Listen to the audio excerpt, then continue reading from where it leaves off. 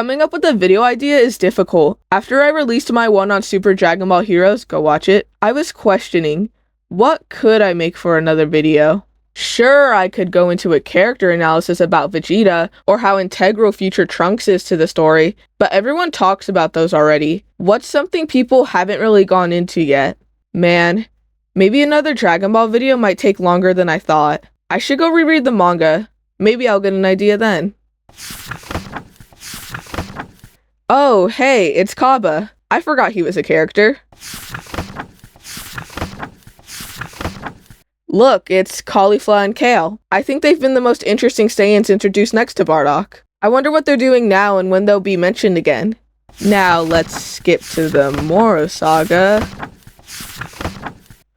Right, Meares is a character. He was really helpful. I wonder when he'll be back since they're all friends now. Oh, I like the Granola Saga too. Granola was pretty cool. I hope he's followed up on. But I wonder why we've heard nothing about Kaba, Caulifla, Kale, Meares, or Granola. I mean, we did move on to the manga going over the prequel to Superhero and the movie itself. And considering the roles they played within the story, you'd think they'd come back. Wait a minute, I have a video idea. Dragon Ball has introduced many characters throughout its series. There are so many that a majority of them actually end up forgotten by the fandom and even the creator. But besides those forgotten ones, every character is memorable. I'd be more worried if they weren't. Like, can you name someone in your life who doesn't know who Goku is? But considering the ongoing story and the main focus on Goku and Vegeta, what really happens to the other characters? And not just characters like Yamcha, Tien, Krillin, 17 or 18 who just have other stuff going on that's explicitly stating. I mean the characters who are introduced in sagas, play an important or main role in the story, and are never heard from again. They played their part, did what they were supposed to do, so what happens next? They're just thrown off to the side, never spoken of or mentioned again, no reference to them besides the saga they come from. And this video isn't meant to talk about characters literally being forgotten. People still talk about them and they're present in most games too. This video is meant to talk about how they're seemingly forgotten within this story. To make this easier, I'll be following a simple format. I'll name the character, when they were introduced, my thoughts on them and what they brought to the story, and if they could have given more. I am not counting any games, that would be way too much, especially considering the Legends lore. To go in order of sagas, I'll start with the obvious character, Kaba. The idea of Universe 6 Saiyans is really interesting. Since Sadala was never destroyed and they never had to go through all of that Frieza stuff, it's drastically different to planet Vegeta, and by extension, the Saiyans are different. I know Kaba states that their king is almost like Vegeta, but there's been nothing shown or implied to the audience that they were under an enforcement similar to Frieza. And that goes into how I appreciate their designs. I've always seen a lot of people be frustrated with the fact that they were drawn to be very skinny, and I honestly think it works in their favor. Unlike Universe 7, there's been no reason for them to be forced to train continually or fight against people as powerful as Frieza or Cell. You could argue that since the Defense Force is said not to go near where Caulifla is because of her strength, they should have trained to be able to go against her. But even then, it's a good contrast to Universe 7, considering their world or entire universe is always ending somehow. Although at times I think they're drawn too skinny, I don't think they should have an insane amount of muscle either. The only excuse for this should really just be Kale in her legendary form, but muscle doesn't always have to show strength. 17 and 18 are basically normal looking humans, but they're shown and told to be insanely strong, even during their first appearance. So although them being skin and bones may be bad, it's not the worst thing in the world. Back to Kaba, he was introduced during the Universe 6 saga, and chosen as one of the fighters by Vados for the tournament. I love how kind-hearted he is and how protective he is of his own planet, similar to Goku. Although not a lot is shown or learned at the time of his appearance, besides the fact that he is a Saiyan and Sadala is intact, Kaba makes for a calmer contrast to people like Goku and Vegeta. To get this out of the way, I know people complain about how easily Kaba and the other two got Super Saiyan and Super Saiyan 2, but it just proves that nobody really pays attention. Kaba didn't have to watch his friend get killed for the 6th or 7th time, Caulifla wasn't told she was Sadala's last hope, Kale didn't have to find her mentor's dead body. None of them had been put under any sort of stress and were also shown to have evolved differently from Universe 7 as a result. So obviously Super Saiyan was easier for them. Sometimes I think people really just wanted a reason to hate these new Saiyans. The last time Kaba is seen or mentioned is at the end of the Tournament of Power. Now, besides being there to contrast the life of Saiyans between Universe 6 and 7, what else did Kaba add to the story? Well, he fought against Vegeta during the Universe 6 saga and not only obtained Super Saiyan, but also a respect for Vegeta. Not much is really done with this though. He, played fucking baseball, what? I mean, I'm a sucker for any slice of life, so I can't lie and say I hated the episode. I liked the part where Kaba wants to impress Vegeta with his baseball skills only to then fail, but not a lot is done with him here either way. He makes his return during the Universal Survival Saga after being told by Champa to recruit more Saiyans for the tournament. He helps drag along Caulifla, albeit after he agrees to show her how to turn Super Saiyan, and Caulifla drags along Kale. The tournament in the anime and manga are so drastically different, but regardless, there's nothing too big he does. All he does in the manga is help Kale and Caulifla fuse, getting knocked out in the process. And that's really all. He's never heard from or mentioned again, even Vegeta has forgotten about him. So, do I think Kaba could have added more to the story? Yes, I do. He's such a unique character that they could have added on to him.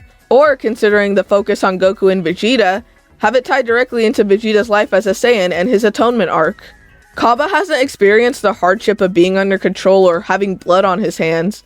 Maybe Vegeta could have some sort of jealousy towards Kaba for living the life Vegeta wanted, without having his entire race be killed or having to always fight. Or, considering that Vegeta is somewhat calmer now, have an actual moment where he can level with Kaba. After Vegeta beats his shit in and threatens to destroy his planet, it's what helps Kaba turn Super Saiyan to begin with. Have him tell Kaba that he should be grateful to be fighting for a good cause, and give Kaba a hint of what Vegeta has had to live through. Kaba can then understand how much Universe 7 has gone through, and it heightens his want to protect his own planet. He doesn't want history to repeat itself in his own universe. Hell, he could even start training just in case, since you never know what happens. I'm not asking for a whole spin-off of this, but even just a chapter of Sodala being in real trouble or showing off their lives would be fun.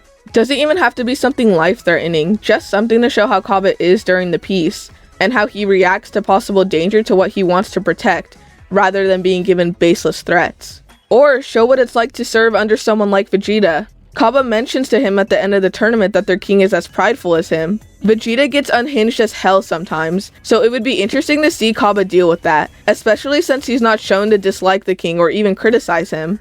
Anything works, just give me something. Now, considering where the plot heads after this, it's obvious Kaba wouldn't be able to return. But it still doesn't hurt to mention him, and especially since we don't know where the story is heading now, or even just to keep readers held over for a bit, a side story or two wouldn't hurt. On to the next Saiyan, we have Caulifla. She's normally grouped in with Kale, or at least when you mention one, you always mention the other, but I want to see how these two stand on their own. When I get to Kale, I'll start talking about how they work together. Caulifla was introduced during the Universal Survival Saga. Her introduction in the anime and manga are different. For the manga, she's shown stopping 2 Sodala soldiers and taking supplies from them to give to orphans and her gang. The anime instead shows her already inside her hideout and sitting on a chair, the rest of her gang below her. In both, Kaba goes to recruit her for the tournament, to which she declines at first. But after seeing him go Super Saiyan, she agrees to join only if she's taught the transformation. I fucking love Caulifla. Not only has it been a long time since we've seen a canon female Saiyan in the story, it's been a long time since we've seen a tomboy character. She acts like the Universe 7 Saiyans, and I think it's cool that she shows a different side of Sodala. Compared to how Kaba seems to be living, Caulifla is seen stealing food to help feed others, and shows a different side of life completely. People obviously got mad she turned Super Saiyan so easily, and it started the whole tingly back thing, but she was already told to be strong, so I don't see a problem with it. In the manga, Caulifla isn't really shown to be fighting other contestants in the tournament besides Frieza, but I do appreciate how her ego is taken down by him after she transforms into Super Saiyan, which Frieza is obviously not impressed by. Makes for a nice character moment. In the anime, Caulifla is constantly fighting against Goku, wanting to reach Super Saiyan 2 and Super Saiyan 3. She fights alongside Kale, she fuses with Kale only to then lose the fight, and soon gets erased with the rest of her universe. The last time Caulifla is seen or mentioned is at the end of the Tournament of Power. Now, could she have added more to the story? Maybe. Although she's my favorite Saiyan, I'd say she just about served her purpose. I can't really think of anything else she could possibly add. This goes back to my side story bit. It would have been nice to see her life further fleshed out on Sodala. She leads a gang and helps orphans, and considering she's gotten into trouble with the soldiers, maybe you could show how she essentially evades the law besides using her power. Kaba is aware of this, considering she's basically a wanted criminal, and since he's with their army, maybe that could be why Caulifla is skeptical about joining the tournament with him. Maybe she even resents him, and by extension, the rest of the army, since they're just leaving orphans left and right. I can't think of anything else that could tie her back to the other characters. Well, besides one. Next up, we have Kale. Remember what I said before about Kale being grouped with Caulifla when you talk about either one? It turns out Kale was specifically made by Toei. She was created to ride on the hype train that Broly brought around, and Toriyama had created Caulifla to pair her with Kale. So, if anything, it should always be Kale and Caulifla, not Caulifla and Kale. Kale was introduced during the Universal Survival Saga. The anime and manga had very different ways of introducing her, and she's the only one who's drastically different out of the characters in this video. In the anime, she's seen with Caulifla's gang and is shown to be very shy and timid. It's quickly revealed that she's the legendary Super Saiyan when she fails her attempt to transform into a normal Super Saiyan, going crazy similar to Broly, and Kaba and Caulifla having to stop her. However, she's seen as simply being quiet and following Caulifla in the manga. This perception of her changes once she not only takes a soldier's gun quickly, but she also had stolen back the pendant Kaba took back from Caulifla after she stole it. So it's already made pretty clear there's something about her potential that we just don't know about yet. I know some people dislike her for being a female Broly, but I think the anime and manga did a good job of giving her enough character to not feel that way. It's always felt like we get less and less focus on the female characters, especially during fights. So my favorite parts from the tournament came from her, especially after she went crazy. I also enjoyed any time her relationship with Caulifla was shown in any way. Now, the following opinion will most likely piss people off, but Kale and Caulifla are 100% lesbian. I literally haven't seen a solid argument against this. You're telling me Kale wasn't in love with Caulifla after she had to tell her she wasn't falling for Kaba just to calm her down? I know this has been an ongoing debate, and I did make a short video on TikTok about it, but I'd say it's really just homophobic Dragon Ball fans being homophobic. Either way, Kale and Caulifla's relationship is integral to the tournament. A big part of her character comes from that. The reason she turned legendary in the anime was because she was feeling left behind. You could tell one of her biggest fears is holding Caulifla back and being replaced because of it. Caulifla focusing on her fight with Goku and essentially ignoring Kale is a catalyst for this. She doesn't really lose her mind at first either, she just wants Goku out of the picture before she truly starts rampaging. And although her reason for going legendary in the manga is different, it still stands on its own. Kale is aware that she's stronger than Caulifla, but has always hidden her power out of respect for her, unaware that Caulifla would end up being proud of her for this power. She only gets pushed to unleash it all when Kaba urges her to, while Caulifla is getting her shit kicked in. Kale and Caulifla were, figuratively and literally, made for each other. If either were missing, a majority of things within the tournament would have never happened to help keep the story moving. She wasn't as useless as everyone claims her to be, and I'm really glad she was added to the story like this. And now to pose the question of, could she have added more to the story? Maybe. At the end of the day, she really was made to replicate Broly. Having essentially two Brolys would most likely just annoy the audience. I would have loved Kale to come back in any way though. She's so calm and shy, and just like Kaba, she would have been able to contrast the Saiyans. That, and I would have loved to see interactions between her, Broly, and the others. I know damn well this would all go downhill. The second they started implying Beast Gohan could match against Ultra Instinct Goku, the power scaling between Kale and Broly would definitely never end. I don't really have a lot of ideas on how Kale could be added or integrated into the story. The real issue with all three of these Saiyans is that they're from another universe, and I don't have any story ideas on why they'd be in Universe 7, or why any Universe 7 Saiyans would be in Universe 6. It's really about what their characters would be able to add. If anyone has good ideas, feel free to comment anything. Feel free to comment if you hate me for thinking Kale and Caulifla are lesbian. Feel free to comment if you just want to say hi. And feel free to comment if you want me to quit. The next character, or should I say next relevant character, is my boy, Miras. Oh, Miras. My sweet, sweet Miras. And before you guys say it, yes, I know, his haircut is chopped, but you know what? Fuck all of you, it adds charm to his character. Everyone else has questionable haircuts, so my boy Miras fits right in. Miras was introduced during the Moro Saga. After effectively kidnapping Goku and Vegeta, Miras brings them back to the Galactic Patrol in hopes they'll help defeat the titular Moro. His appearance itself already sparked a lot of intrigue. The fact that he was able to get down Goku and Vegeta made me wonder what he truly was. That and the power scalers definitely had an aneurysm seeing those panels. Mirrors will forever be the most interesting concept within Dragon Ball Super. Back then, I wasn't smart enough to immediately figure out he was an angel, but I did have my suspicions about him because of everything that was hinted at. I started to notice everything being basically spoon-fed to me by the time I started rereading it. He almost never directly harms anyone when he's fighting. When he's training with Goku, he mentions how he can use his full power without anyone finding out. Even when he admits he knew about Ultra Instincts, further hinted at the fact that he wasn't normal. What was more interesting was the fact that he did end up being an angel. Anything could have happened. They could have baited everyone and then just said, "Nah, nice try though. He was really just smart and strong and stuff." But Mirrors being an angel made the entire saga better. The angels themselves have always been mysterious ever since Whis was introduced, along with their angel laws. So meeting an angel like Mirrors who willingly went against the laws, knowing the consequences because he grew a sense of justice, was an amazing choice. He knew what would happen when giving his last attack to Moro, and unlike Whis and the others, truly wanted to protect the universe.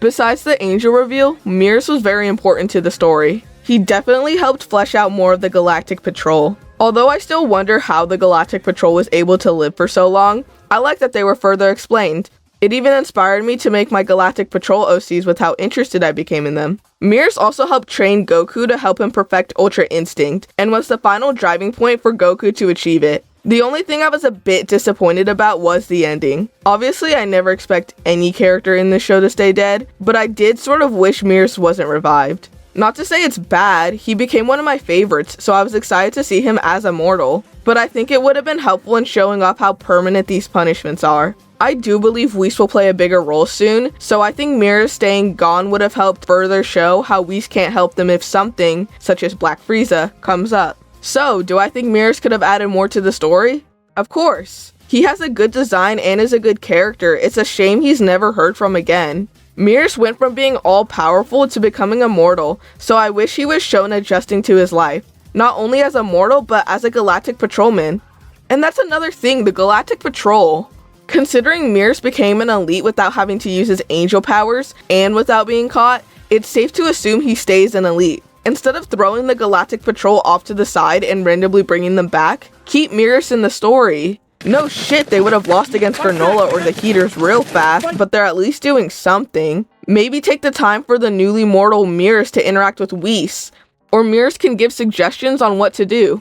Or even if he wasn't gonna win against Granola or the Heaters, Mirrors can now buy time for them without having to die again. I just don't want him to be forgotten within the Shadow Realm. I normally don't like characters only being there to push other characters forward, but I want to mention this anyway. Mirrors was a turning point for Goku's journey, being the one to help him truly master Ultra Instinct and motivate him to continue protecting the universe.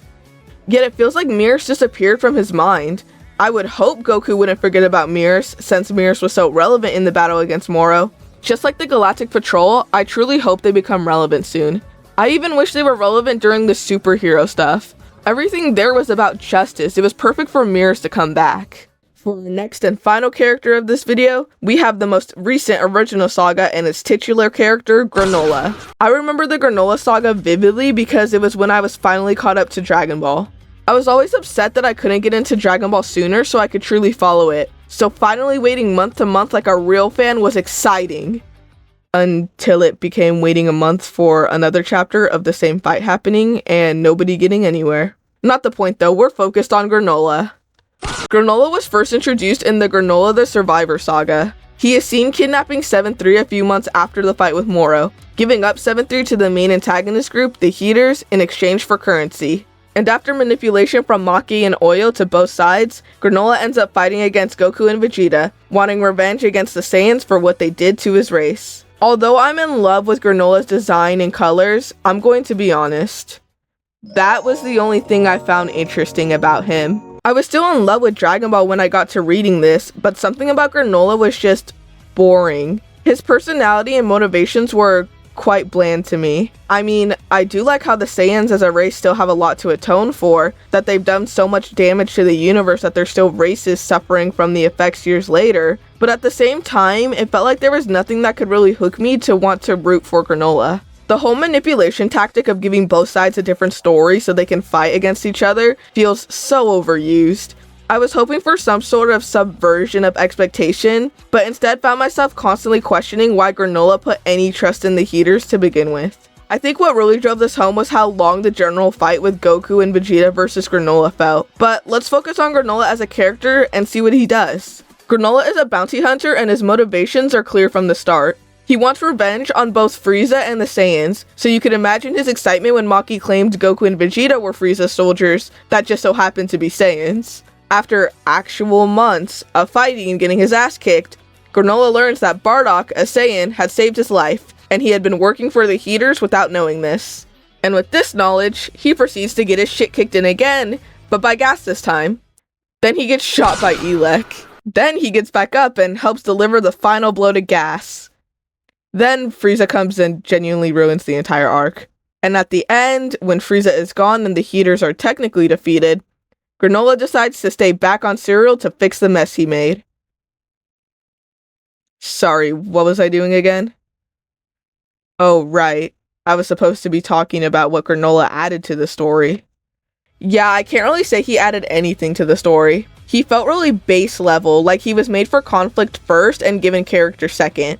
I reread the manga several times for this because I always thought there had to be something I was missing with him, but he didn't really stand out to me. I mean, I find it intriguing that he traded his lifespan for power, which is sort of never brought up again. You'd think that'd be important to hear he has 3 years left to live. Either way, at the end, Granola doesn't seem to be too worried about dying, so I guess it really doesn't matter. The start of the arc connecting to the previous with him made me feel like this would be where Dragon Ball Super would peak. Maybe the Moral Saga raised my expectations. So, could he have added more? This is going to be a no. Firstly, as mentioned before, he only has 3 years left to live. Time doesn't really pass too much in the Dragon Ball universe, but I don't see a reason why Granola would fuck off and not spend his final years with his guardian. And I know everything with Cell Max happened and that Black Frieza is going to be a problem, but I don't think Granola is coincidentally going to show up and be like, wow, what a convenient time to show up right as the plot is kicking in. Goku and Vegeta seem to be struggling, so I will buy them time to regain strength so they can pull out their rainbow transformations. Well, maybe Goku could just go get Granola himself and ask for help. That's not going to happen though. If it does, I'd be shocked. And I mentioned this with Kaba about how Kaba could have been further connected to Vegeta, which is what the Granola Saga does. It not only connects Granola to Vegeta, but it connects Goku with Granola. But this in itself brings up a different problem. Granola shouldn't have been created to simply be connected to other characters. He should be able to stand on his own without all of this, which is something Kaba was able to do, especially during the tournament when he's brought back. At the end of the day, Granola wouldn't be interesting on his own, which sucks because to me, he's boiled down to a waste of a character design. Well, it seems this is all the characters for this video. I would get into the more recent characters, such as Gamma 1, Hato, maybe Pan, or even Mai too, but also those arcs recently... Oh. It's the most recent arc, and although the Black Frieza shit makes it obvious where this is going to go, I don't want to call the shots too early. All the characters I went over were game changers when they came out. Maybe except the Universe 6 Saiyans, but I digress. It's kind of sad to see them left in the dust due to where the story is going now. That doesn't mean they'll ever be forgotten by the fandom though. Fan arts still come out, debates are still brought up, and many people still love these characters. Although Goku and Vegeta will never speak of them again, it's always good to know that they were so well made that they remain beloved. Except Moro, top 5 worst Dragon Ball villains.